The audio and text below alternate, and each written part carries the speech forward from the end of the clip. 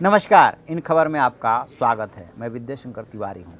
Gold amnesty scheme की बड़ी चर्चा थी और इसको लेकर के जो कहा जा रहा था कि एक निर्धारित सीमा से ज़्यादा जिसके पास सोना होगा उस पे उसको टैक्स देना पड़ेगा और वैल्यूएशन सेंटर से उसका वैल्यूएशन करा करके रसीद लानी होगी। यदि नहीं ले आ पाए तो फिर ये अनुमान ये जताया गया था कि 33% आपको टैक्स देना होगा और निर्धारित पीरियड में भी आपने टैक्स वो नहीं भरा तो फिर उस पर जुर्माना भी लग जाएगा।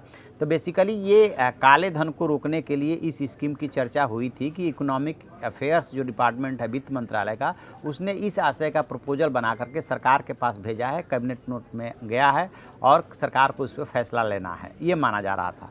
लेकिन बाद में सरकार की तरफ से ही सफाई आई, हालांकि वो ऑन द रिकॉर्ड की बजाय ऑफ द रिकॉर्ड सफाई आई है कि ऐसी कोई स्कीम फिलहाल सरकार के सामने विचाराधीन नहीं है, यानी कि वो ऐसी कोई स्कीम नहीं ले आ रहा है। एक बात उसमें और कही गई, जो सरकार की तरफ से बात कही गई कि चूंकि बजट का समय आने वाला है, ऑलरेडी बजट की तैयारी चल रही है, तो उसमें ऐसी खबरें आती रहती हैं। ठीक है, मान लेते हैं जब सरकार की तरफ से ये बात आ गई कि ऐसी कोई स्कीम नहीं है, बहुत अच्छी बात है।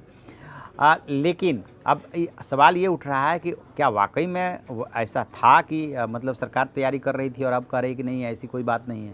तो इसमें बात ये आ रहा है कि लगभग 20,000 टन सोना जो है वो तो लोगों के घरों में है और 10,000 टन सोना जो है मठों और मंदिरों में है। तो सरकार को ये लग रहा है कि यदि इसको छेड़ा गया तो सोने को लेकर के महिलाएं इतनी सेंसिटिव होती हैं, इतना लगाव होता है कि नोट तो आपने छीन लिया, घर में रखा हुआ नोट, और उसमें ये भी ऐलान कर दिया था यदि 2.5 लाख तक का आपके पास कैश है और आपने अपने खाते में जमा कराए तो नहीं पूछा जाएगा। 8 नवंबर 2016 की बात है। बाद में ये भी बात आई कि कुछ ऐसे लोगों से भी पूछा गया था जो लिमिट के अंदर उन्होंने जमा कराया था। ठीक उसी तरह से चलिए नोट की तो मार बर्दाश्त कर ली, नोटबंदी की मार। यदि सोनाबंदी आप करते हैं और महिलाओं के पास जो है उससे ज़्यादा निर्धारित मात्रा से ज़्यादा सोना निकलता है, वो उसको बर्दाश्त नहीं कर पाएंगी, उसको लेकर के उनमें नाराज़गी बढ़ेगी। और ठीक इसी तरह से मठ मंदिरों का भी झंझट है कि मठ मंदिर जो है नाराज़ होंगे।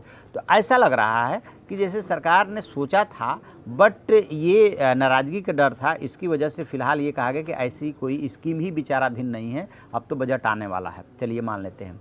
तो अब क्या था, अभी तक क्या स्थिति है? अभी तक स्थिति ऐसा नहीं है कि आप जितना चाहें उतना सोना रख सकते हैं। अभी तक स्थिति ये है कि एक विवाहित महिला जो है आधा किलो यानी कि 500 ग्राम और एक अविवाहित महिला जो है 250 ग्राम यानी कि 1 पाव और एक पुरुष जो है 100 ग्राम तक सोना रख सकता है। इसके अलावा जो आप सोना खरीदते हैं उसका कोई रसीद नहीं लेते हैं या काले धन से सोना खरीदते हैं तो उस पर आज भी टैक्स लगता है, वो बताना पड़ता है। लेकिन लोग क्या कर रहे हैं ना कि रियल सेक्टर जब से डाउन हुआ है उसके बाद से ज़्यादा लोग जो है जिनके पास पैसा है 2 नंबर का, रिश्वत का पैसा लेंगे तो कहाँ जाएगा, कहीं तो उसको रखेंगे, बैंक में तो रख नहीं सकते क्योंकि सरकार को आपको हिसाब देना पड़ेगा। पैन नंबर से बैंक का अकाउंट जुड़ा हुआ है तो कहाँ रखेंगे। रियल सेक्टर में जा नहीं सकते क्योंकि रियल सेक्टर बहुत ज़्यादा डाउन चल रहा है। तो लोग सोने में इन्वेस्ट करने लगे थे और सोने में जो है क्या होता है कि सरकार को जो विदेशी मुद्रा में भुगतान करना पड़ता है तो उससे आयात घाटा जो होता है ना, करंट अकाउंट डेफिसिट, वो बढ़ने लगता है। तो वो उस परेशानी से सरकार जूझ रही है। लेकिन अब जो इन्वेस्टमेंट वाले लोग हैं वो भी राहत की थोड़ी महसूस कर सकते हैं। जो उसमें हेर फेर कर सकते हैं वो फिलहाल उनका हेर फेर चलता रहेगा। अदरवाइज़ ये डर पैदा हो गया था कि यदि सरकार ने पूछ लिया हिसाब और आपने 5 किलो 10 किलो सोना लेकर के घर में रखे हुए हैं तो उसका हिसाब देना पड़ जाएगा, वैल्यूएशन सेंटर से आपको रसीद ले आनी पड़ेगी और यदि आपने नहीं ये काम किया तो फिर उसमें 33% टैक्स लग जाएगा। फिलहाल सरकार ने ये आश्वासन दिया कि ऐसी कोई स्कीम नहीं है तो किसी को डरने की ज़रूरत नहीं है। चलिए देखते हैं, बहुत अच्छी बात है। तो आप ऐसी खबरों के लिए देखते रहिए हमारा डिजिटल चैनल इन खबर। Thank you. इन खबर चैनल को सब्सक्राइब करें और बेल आइकन दबाना ना भूलें।